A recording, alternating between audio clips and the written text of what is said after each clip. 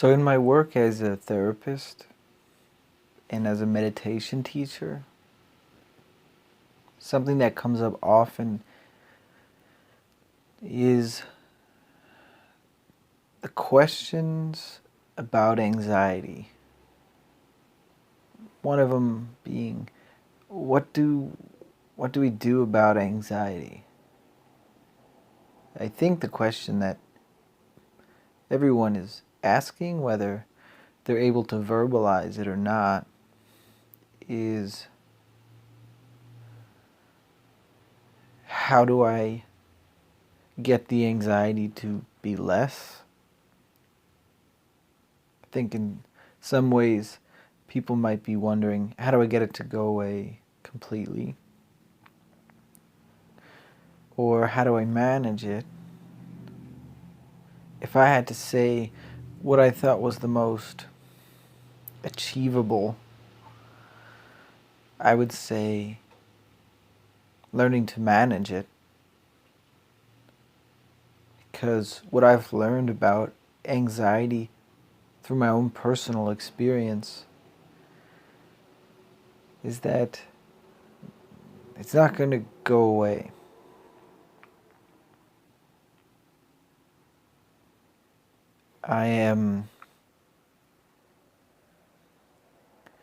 I'll say, well, what I want to say is historically a more anxious person, but what I think in reality is happening is that my anxiety is still there, just the same as it always was before, but my relationship to it is different.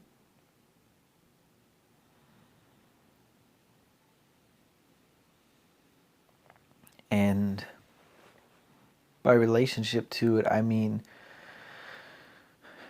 in the past, there was the anxiety that was there. And the first thing that came was the mindfulness, the awareness that the anxiety was there. So if I think back to my childhood, I have memories when I was 10 or 12 years old or even younger of having anxiety, but I didn't know at the time what it was. I remember feeling off, but looking back now, it's the same anxiety that I feel now.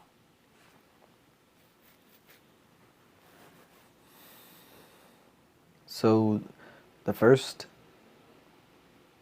I guess you can say, step is the mindfulness that this anxiety is here.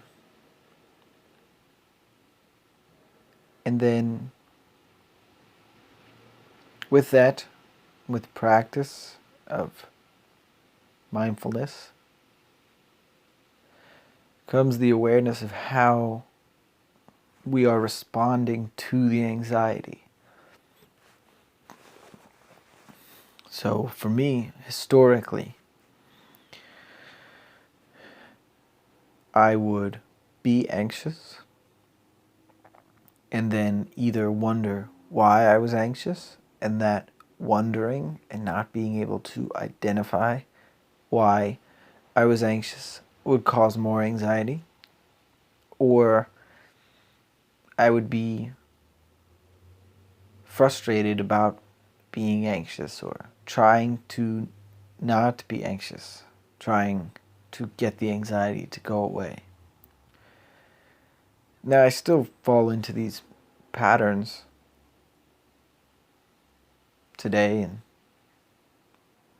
in my current life, but when I say I was historically more anxious, I think what I mean is that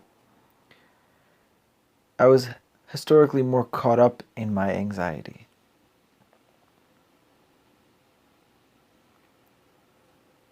So there could be days or weeks where I'd be anxious and then I'd be worried about trying to get the anxiety to go away, or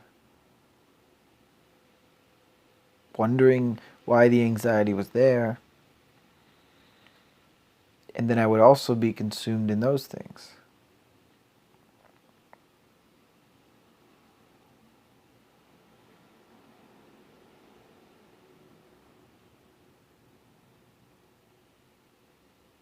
And a question that I get a lot from my clients or from participants in my mindfulness classes is, what can I do to reduce my anxiety? And what I found for me is that it's sort of like, the more that I try, or we try, to get the anxiety to go away, the more it sticks. So if you were walking up a hill that was very icy, and you kept taking a few steps and then sliding back down to the base of the hill,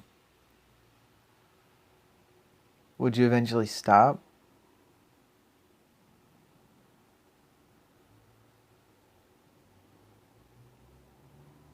And if you were trying to get your anxiety to go away, but it just stuck to you even harder, would you eventually stop?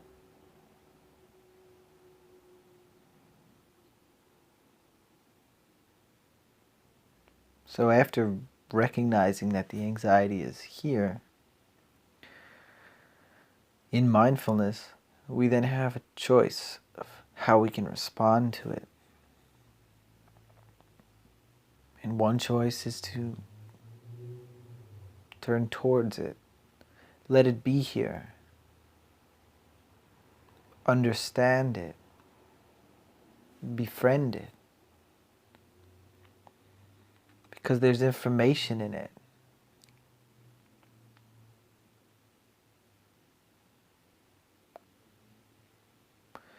There's information in the anxiety, in the tension. It's like a crying baby. They're communicating something to you by crying, but because they can't speak yet, you may not know. But if it's your child and you take the time to learn, maybe you can start to understand what it is that the child needs. The same thing with our anxiety. If we'll take the time to stop, listen, and learn from it, maybe we'll start to understand what it is that the anxiety needs.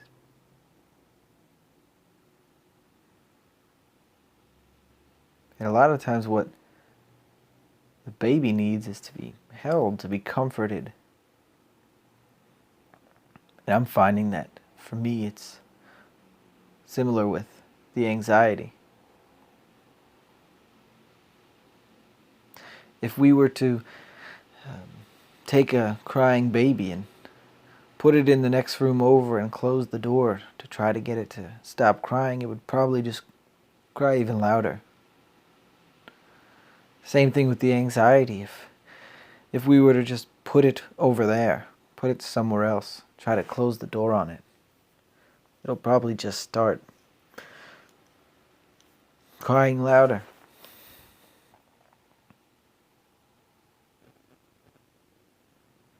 So we can look at the anxiety and turn towards it. Try to understand it and befriend it. But there are times that I've found that it won't make sense when I'm anxious without being able to understand. And even when I turn towards it, I can't pinpoint why I'm anxious. I can't understand the information the anxiety is trying to communicate.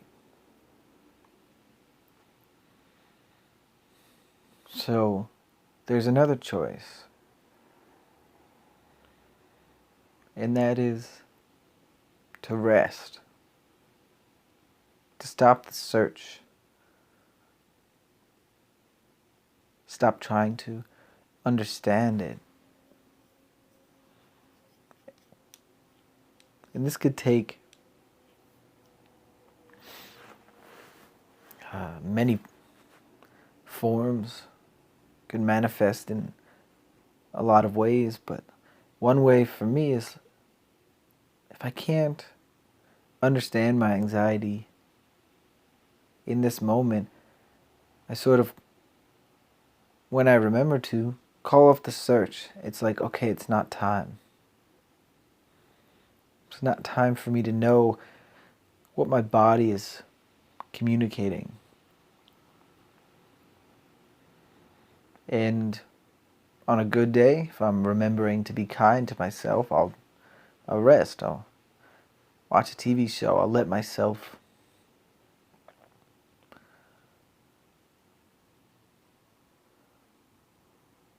just be.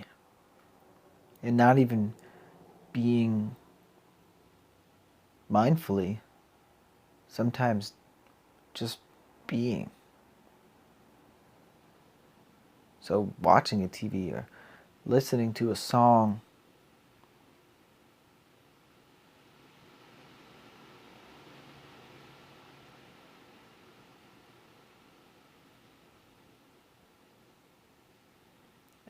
I've always conceptualized anxiety and any afflictive emotion as, I use the image of a Chinese finger trap. If you're familiar, if you put your fingers in the trap and then try to pull away, the trap will just get tighter around your fingers the more you try to pull away. And the same thing with anxiety. The more you try to pull yourself away from it, it'll just have a tighter grip. So the alternative approach is to join with it and see what's there. And you can do this as an experiment within yourself.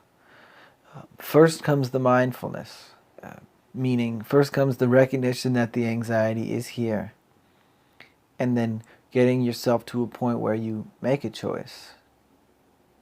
And you can choose, okay, let me try to get this anxiety to go away and see how that feels and see what comes up as a result of that. And what I found for me is when I try to get the anxiety to go away, I usually get frustrated because it's a futile effort. Where is it going to go? It lives in me.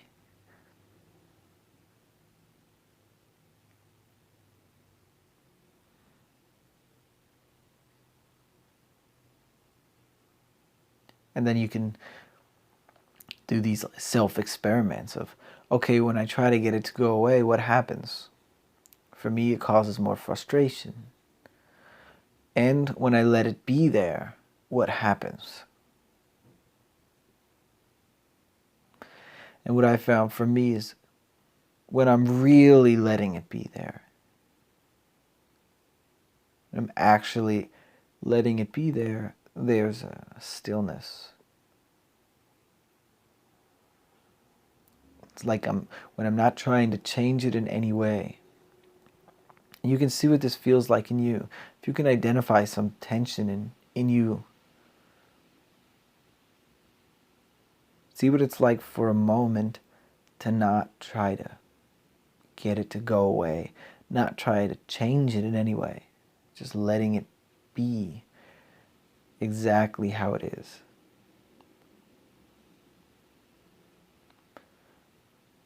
And then the question becomes, what's there? What's here when we approach the anxiety in this way?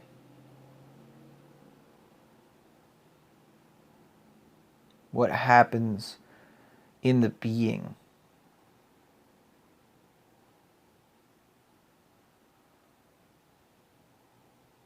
When we stop trying to change what is happening in the being.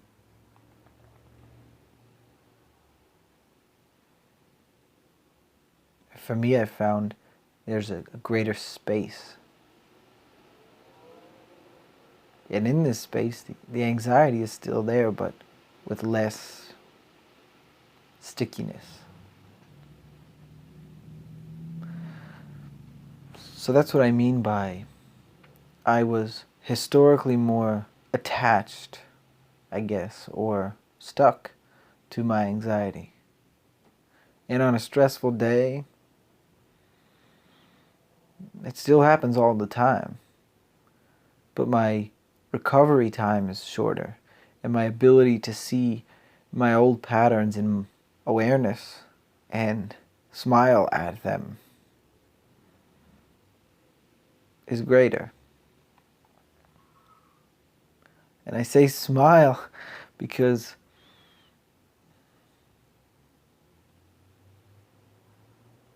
I found that to be a helpful way of responding. Like seeing your old patterns, because there's probably more than two ways to respond, but if I simplified it to, you could either see your old patterns and be frustrated with it, or see your old patterns and smile, like, oh, here we go. I know this pattern.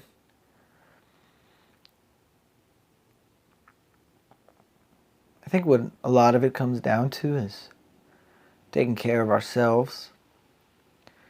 That means smiling at ourselves and everything that occurs, including the anxieties, because what's the other option? It's like we can resist it or smile at it. And what I've found is that smiling at it is ultimately a lot more nourishing